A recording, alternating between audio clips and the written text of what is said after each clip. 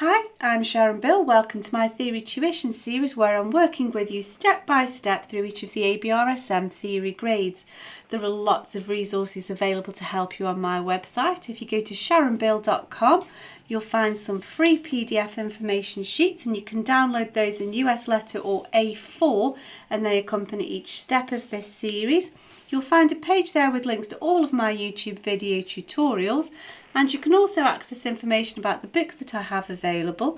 I've written an exam technique guide, how to take your ABRSM Music Theory Exam. It's full of tips and hints on how to best prepare for your exam and also how to make the best use of your time on exam day when you're actually sitting and working through your exam paper. So if you go to sharonbill.com, you'll find it's all there. If you can give me a like, that would be really super, and subscribe to my channel to keep updated. There's lots more in store. And now we're going to continue with the 2014 past paper. We're moving on to question 5 now. So if you turn with me to page 3. And so as I've explained before, I know I'm repeating myself, but it's really important. These are an excellent revision resource. Even though the format of the exam has changed a little bit, the layout has changed. However, the information is pretty much the same. And I always also suggest that you make a crack at these on your own. First of all, it doesn't matter if you go wrong. Always work in pencil. And then if something goes amiss, it doesn't matter. You can just rub it out and you'll learn much more thoroughly with those mistakes. So I'm hoping you've had a go at this, and now we'll check through this together. And so question 5 asks us to add a rest at the places marked with a star here to make each bar complete. So before we can do that, we need to know how many beats there should be in each bar. So there should be 4 beats in a bar. So we're looking to have 4 beats in a bar. And so here we've got 1 in this crotchet, this quarter note. A dot after it makes it half as long again. So there's a half. Half of 1 is a half. Here's a quaver, or an eighth note, which is worth half a beat. So combined that will give us a beat. So we've got 1 beat there, 1 beat there, 1 beat there. We've got 3 beats so far. We should have 4. And so the missing beat, we need a crotchet or a quarter note rest, which looks like that. Let's see what we've got going on in this bar. So we've got a 1 beat here. 2 halves make 1. Here's a beat. Here's a half a beat. So far we've got 1, 2, 3.5 beats with half a beat missing, and that's the quaver, the 8th note rest. Let's see what's going on in this bar. So we've got a gap here, and then we've got 1 beat here. 2 halves make 1, 2 halves make 1, 1, 2, 3, with 1 beat missing to make the 4. And so there's our 1 beat rest, again a crotchet rest or a quarter note rest. So that's that one completed. And now don't forget that this is a separate melody with a new time signature. So now we're only adding up to 2 beats in a bar, so just be careful there. Now we have a whole bar's rest here. Your first inclination might be to do this and write a 2 beat or a minim rest. That would not be correct for full marks, because if you remember, although that's the maths of 2 beats, there is the accepted alternative, the shortcut way of a whole bar's rest is a semi-breve or a whole note rest, which although it's technically too big for that bar, that's just the standard rest for a complete full bar's rest regardless of how many beats per bar. You can just tell at a quick glance, complete bar's rest. And then let's see what we've going on here. Now we've got some 16th notes or some semiquavers. We know they're a quarter of a beat each. So there's a whole beat, and we know that 4 quarters make a whole. So we've got 1 beat here. Now here we've only got 3 quarters. So we know there's 3 quarters. And so we know we're a quarter of a beat missing. And so there's our quarter of a beat rest that will add up to make the whole number. So that gives us 2 beats there completed. So now we can move on to the next question. So if you just turn the page with me. So turning over to page 4. So we've got another little bit of work to do on degrees of the scale. So we're asked to name the degree of the scale for each of these notes marked with a little star, as shown in the first answer. We're counting up from G because we're in the key of G major.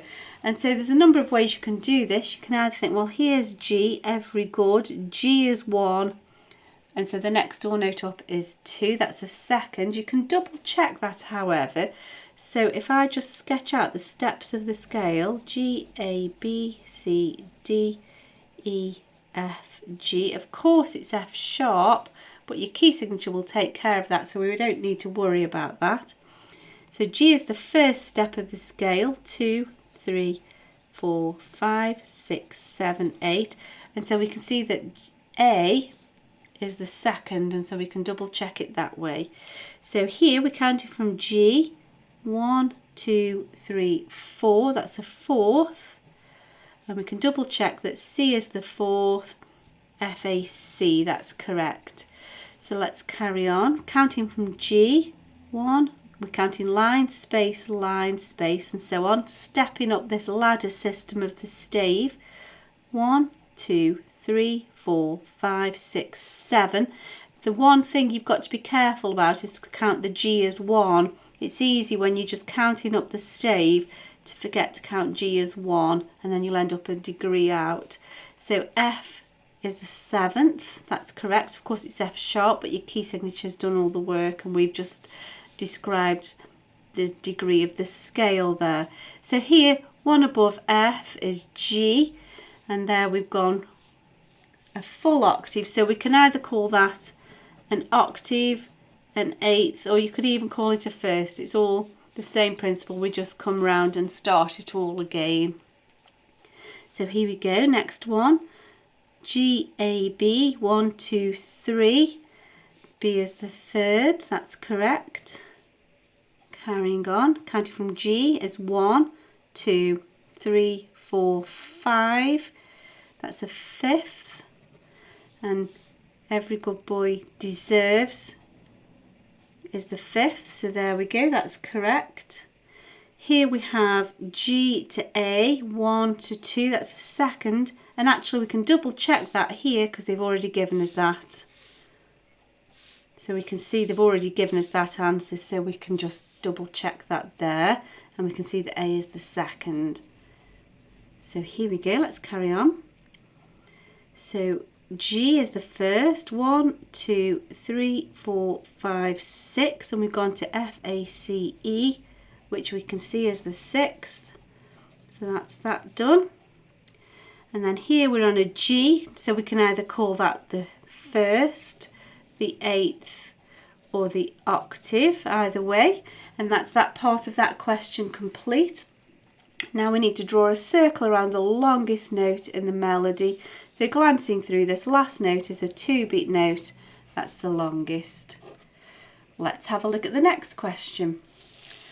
So question 7 asks us to add the correct clef to make each of these notes named correctly.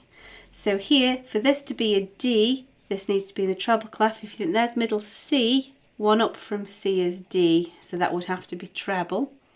Now the poem or the little rhyme for the treble clef is every good boy deserves football, or you could say every green bus drives fast, or whatever helps you to remember that.